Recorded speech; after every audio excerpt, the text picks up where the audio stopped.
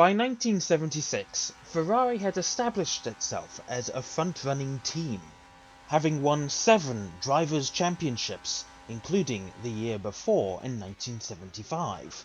Challenging for the title that year was Niki Lauda, aiming for his 2nd world title in a row. And his tool for the job was this superb 312 T2, a marginal development over 1975's 312T, powered by exactly the same 3-litre flat 12 engine. The 312 T2 was, more often than not, the fastest car on the field. However, it did have a challenger that year in the form of James Hunt's McLaren. The story of that year's championship has become legendary, from Lauda's horrific crash at the Nürburgring to his triumphant return at Monza. The championship went down to the final round. Lauda had led the points for every single race up until that point, but his withdrawal from the race allowed Hunt to secure his one and only championship.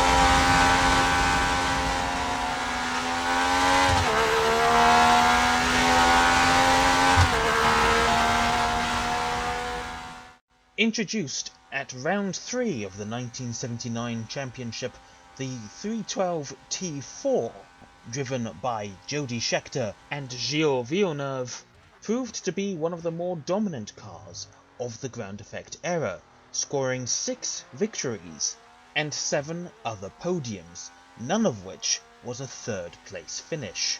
The title fight that season was fought mainly between the 2 Ferrari drivers, with a late-season charge by Alan Jones in the Williams, though it would be Scheckter who finished on top at the end, securing his only World Drivers' Championship.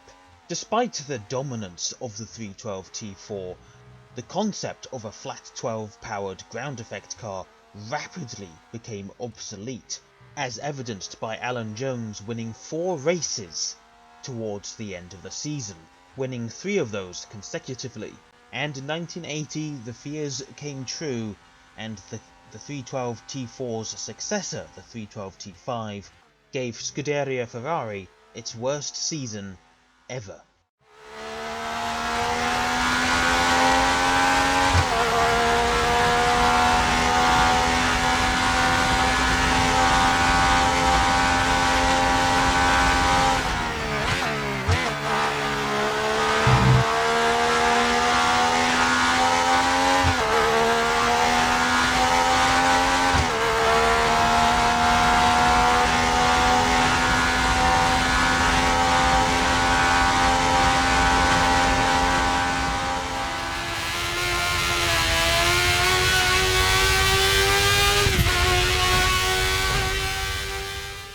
(1988) would be a painful season for Ferrari.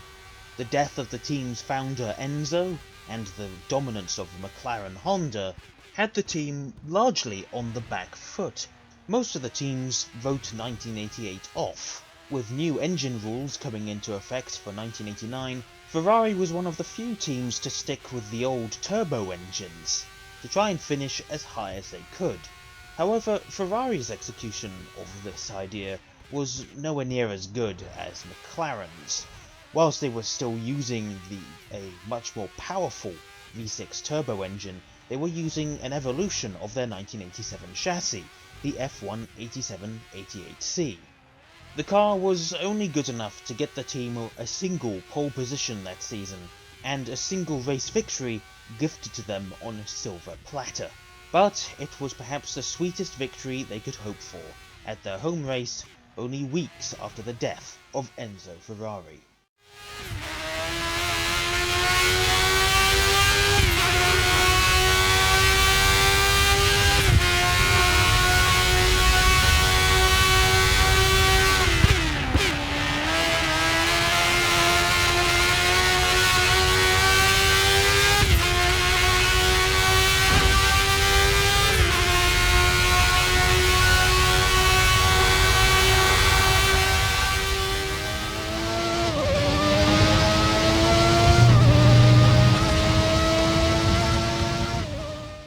Ferrari entered their 1990 World Championship with perhaps their strongest chance for the title in years, with newly crowned three-time world champion Alain Prost and the magnificently moustached Nigel Mansell driving the brand new Model 641. Ferrari mounted a significant title challenge against McLaren's Ayrton Senna. The 641, however, did not quite have the pace, at least in qualifying, as the team only managed 3 pole positions that season, and all were achieved by Nigel Mansell. All but 3 of the remaining pole positions were achieved by Ayrton Senna. The 641 did at least manage to score 6 race victories that season, 5 to Prost and 1 to Mansell.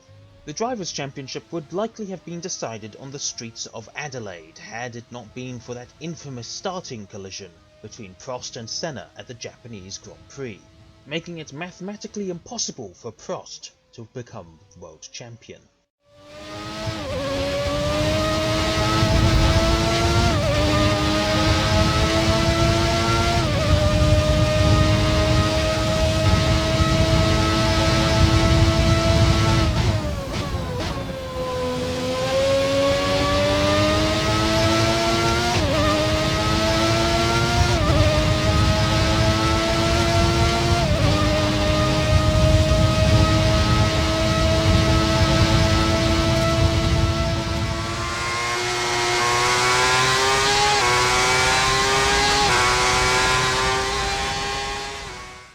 The early 1990s was a dark mark in Ferrari's history.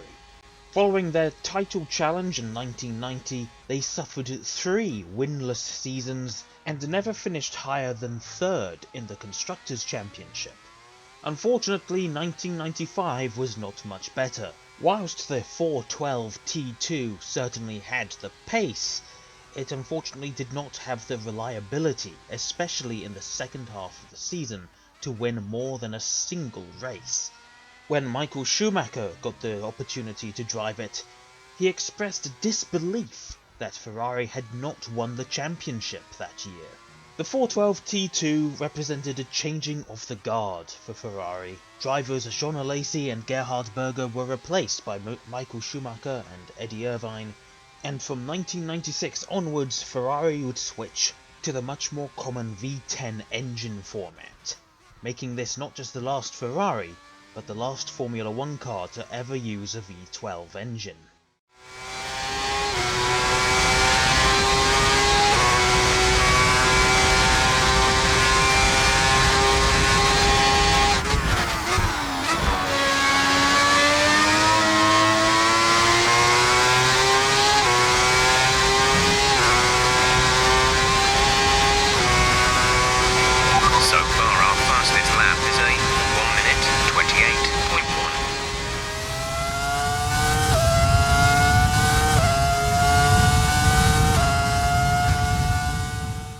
Having not won the Constructors' Crown since 1983 or the Drivers' Crown since 1979, 2000 was the year that Ferrari's persistence finally paid off.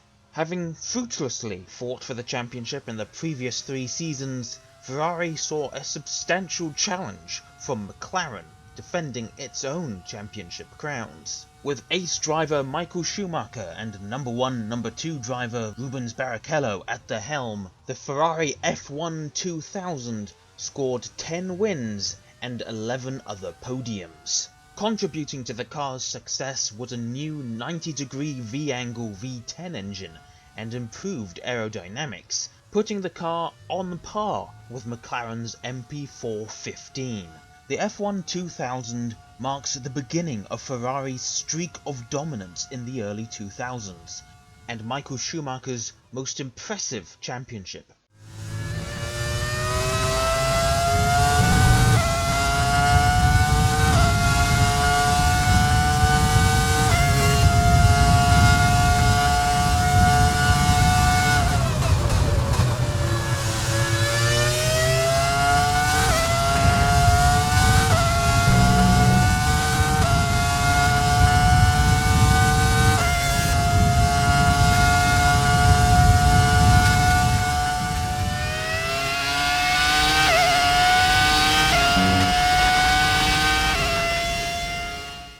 If Schumacher's third championship was impressive, his fifth championship was simply extraordinary. Introduced at round 3 of the 2002 World Championship, the F2002 scored an impressive 15 race victories across the 2002 and 2003 seasons. With a little bit of help from the F2001 B-Spec, Michael Schumacher achieved a record-breaking 100% podium finish record, finishing either first or second in all but one race of the 2002 season. Such was Ferrari's dominance that year that Michael Schumacher secured his 5th Drivers' World Championship at the French Grand Prix, with 6 rounds of the championship still remaining, the earliest point in which a driver has secured the championship. The F2002 was a technological and engineering marvel, one that deserves a place in history.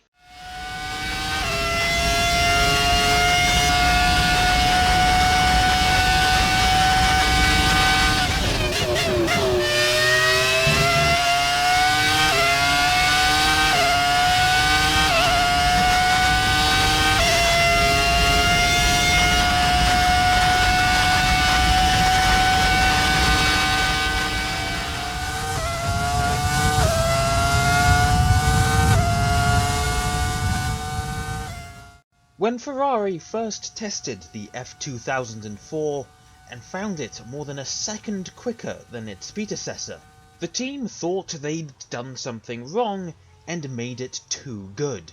But in actuality, it followed all the rules, and it really was just that good. Scoring 12 pole positions and winning 15 out of 18 races in the 2004 season, the F2004 proved itself as one of the most dominant Formula 1 cars in history, with Michael Schumacher scoring 13 of those 15 victories.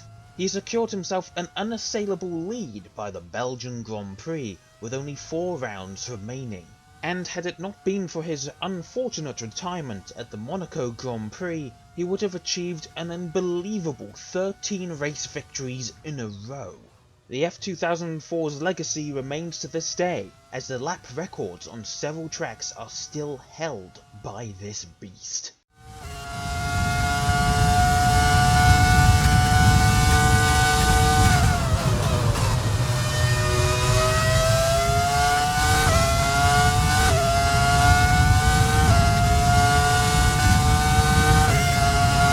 Okay, the time last lap was a 1 minute 21.1.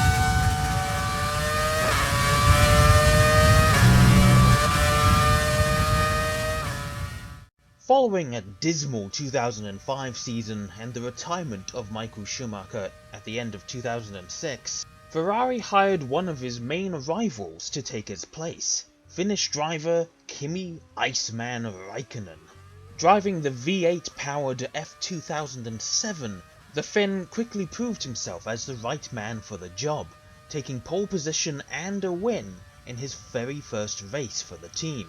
Scoring 12 pole positions and 9 victories, 3 of which from second driver Felipe Massa, Räikkönen found himself as an unlikely contender for the championship due to the warring McLaren duo of Lewis Hamilton and Fernando Alonso.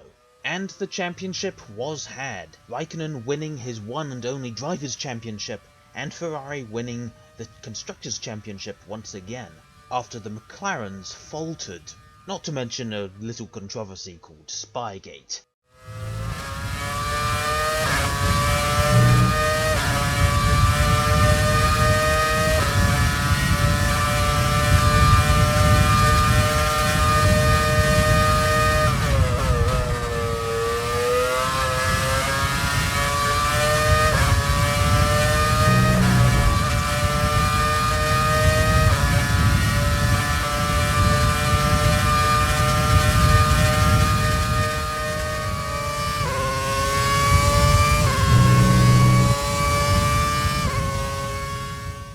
After narrowly missing the mark in 2008 and creating an absolute dog of a car for 2009, Ferrari went into 2010 with a new driver lineup and a renewed drive for the championship. However, despite taking an early lead in the championship, the team soon found themselves to have the third fastest car on average, only managing 2 pole positions and 5 race victories, all scored by Alonso. And whilst the car was mechanically sound and reliable, it still suffered from a string of poor results during the mid-season, which certainly contributed to the team failing to win that year's championships. Nevertheless, Fernando fought hard for the title and found himself leading the way into the season finale at Abu Dhabi, but it was not to be, as he was stuck behind a Renault for most of the race, and Red Bull and their driver Sebastian Vettel took an unexpected championship crown.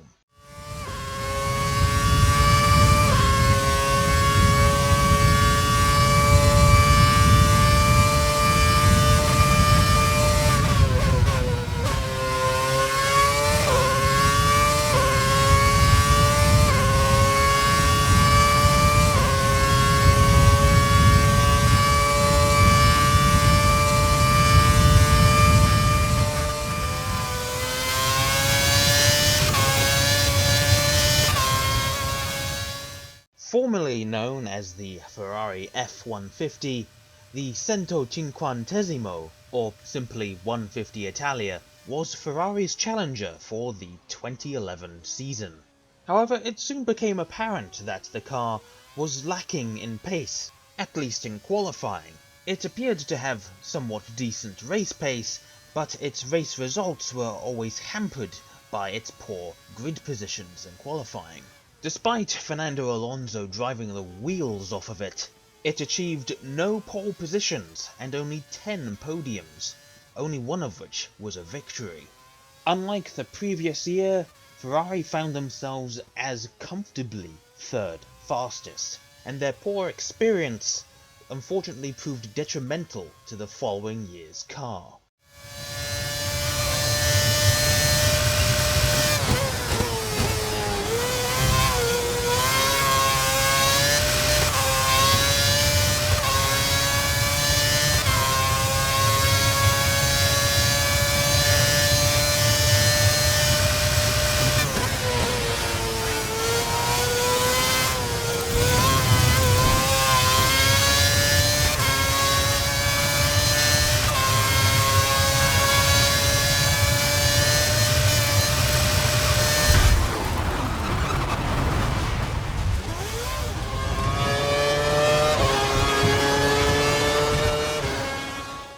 The moment the F2012 hit the track, it became apparent that there was something dreadfully wrong with it, reportedly understeering into a turn and then oversteering on the way out. This lack of pace became readily apparent at the first race of the season when both Ferraris failed to make qualifying 3. Yet despite the shortcomings of the design, Fernando Alonso managed to pull results out of it that it just simply didn't deserve, managing to score 3 race victories and 10 other podiums. And soon enough, he found himself leading the championship in an absolute dog of a car. Unfortunately, the fairy tale championship of a backmarker Ferrari taking victory was sadly denied, following a late-season charge by incumbent champion Sebastian Vettel, whose 6th place finish at the final round of the season was enough to deny Ferrari yet again.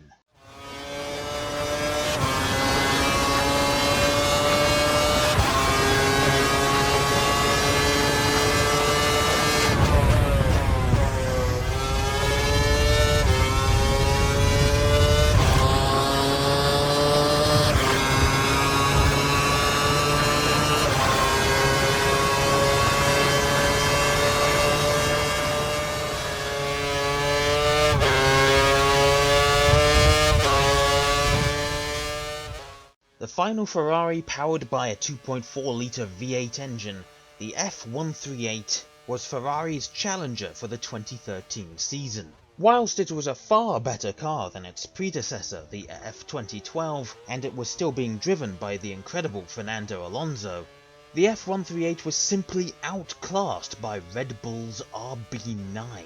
and was roughly on par with Mercedes W04, if marginally quicker.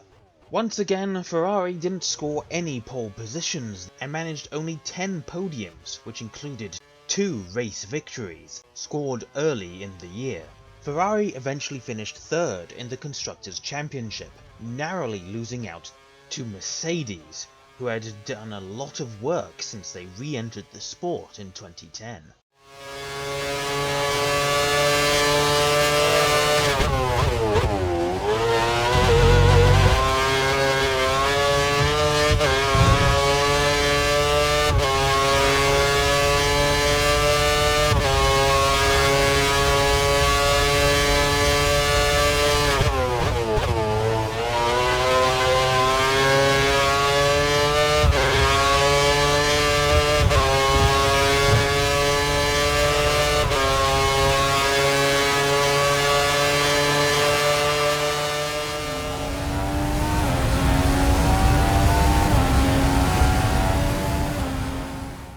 Following the introduction of the new turbo hybrid rules in 2014, Ferrari promptly hit the ground stumbling.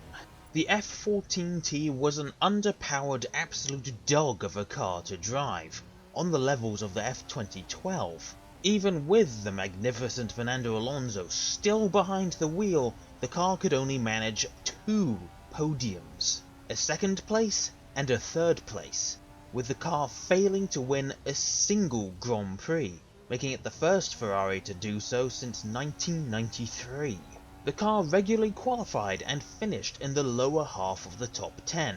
The team rounded out the season in 4th place in the Constructors' Championship, the first time they'd achieved this since 2009.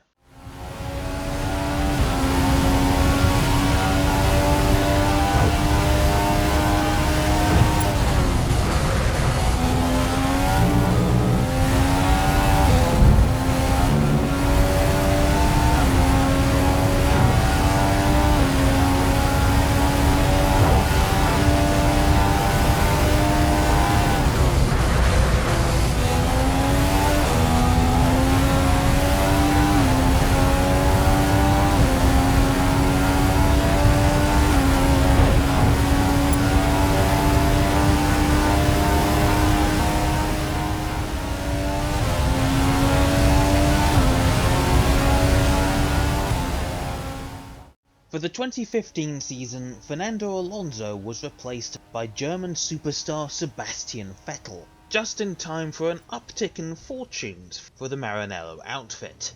Despite still being wildly off the pace of the leading Mercedes pair, the SF15T found itself more often than not the only car capable of realistically challenging the Mercedes, managing to score a pole position and 16 podiums, which includes 3 victories. The team secured a solid 2nd place finish in the Constructors' Championship that year, thanks in part to its improved power unit, leaving closest rivals Williams and Red Bull in its dust. Alas, it was not enough to fight for the championship itself, but maybe next year.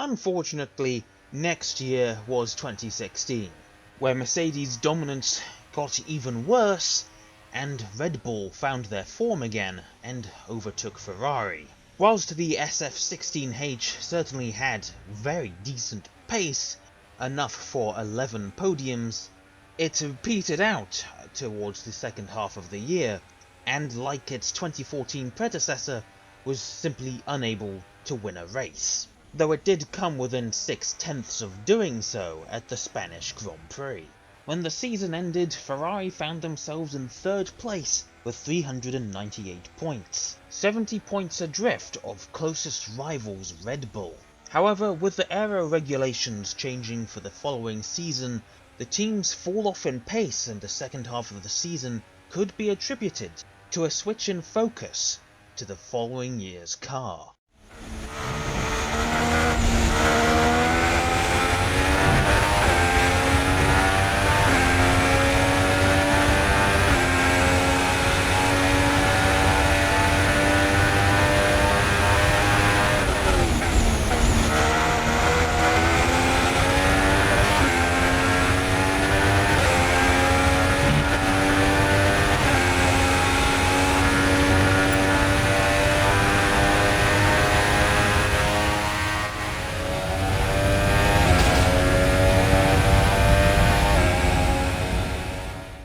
For the first time since 2010, Ferrari hit the ground running and won the first Grand Prix of the 2017 season. The new SF70H proved itself the most viable contender to the dominant Mercedes team. The car was far more capable than any of its immediate predecessors, scoring 20 podiums, of which 5 were Grand Prix victories, and also scoring 5 pole positions. The team's championship charge that year was led by Sebastian Vettel, who led the championship for much of the season until the Singapore Grand Prix, when a catastrophic first corner crash ended the races of both Ferraris, handing the championship lead to Lewis Hamilton on a silver platter. The team would eventually finish second in the Constructors' Championship, again with 522 points to their name.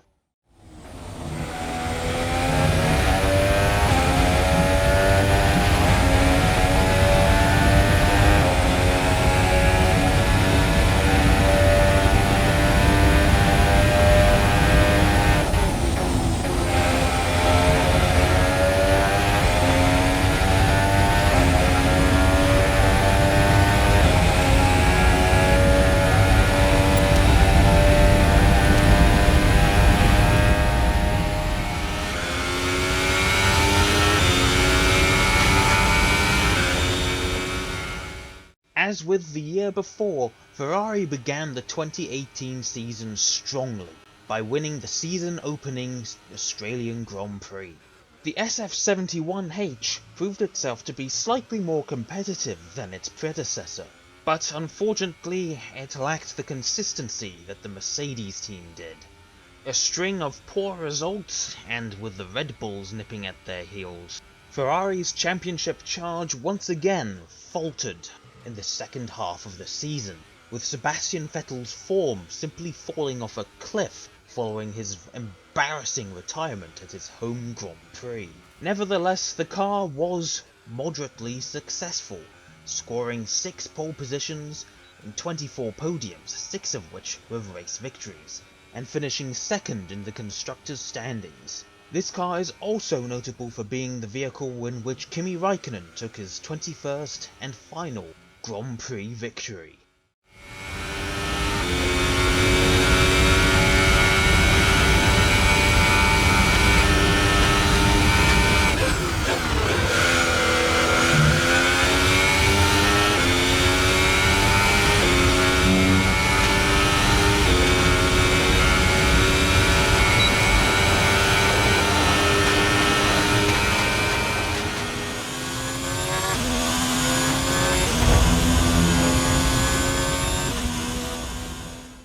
Ferrari entered the 2019 championship with the SF90 and Charles Leclerc replacing Kimi Raikkonen.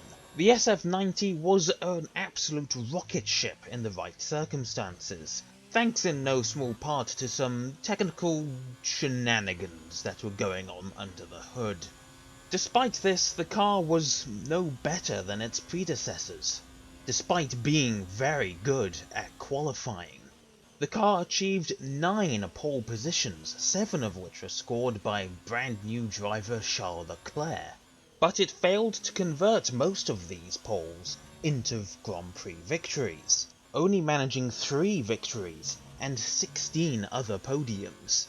The number of wins could have easily been 5 or even 6 had it not been for engine issues in Bahrain, a ridiculous penalty in Canada, and more engine issues in Russia.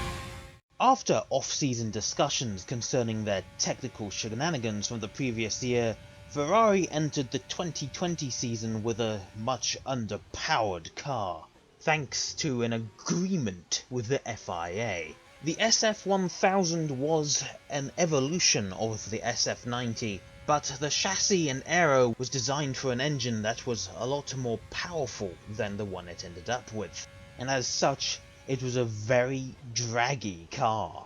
This, combined with a demoralised Sebastian Vettel in the first driver seat, produced a car and team that failed to win a race for the first time since 2016, and could only manage 3 podium places.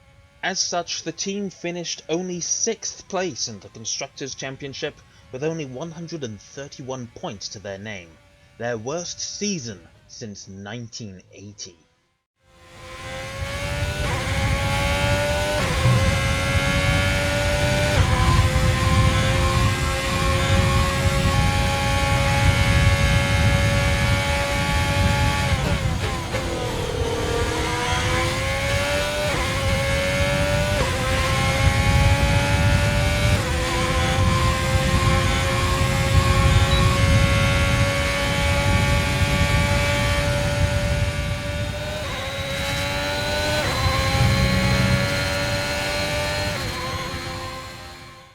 With the new aero regulations delayed to 2022 thanks to the COVID-19 pandemic, Ferrari was forced to use an evolution of the SF1000 chassis for the 2021 season, and renamed it imaginatively to SF21.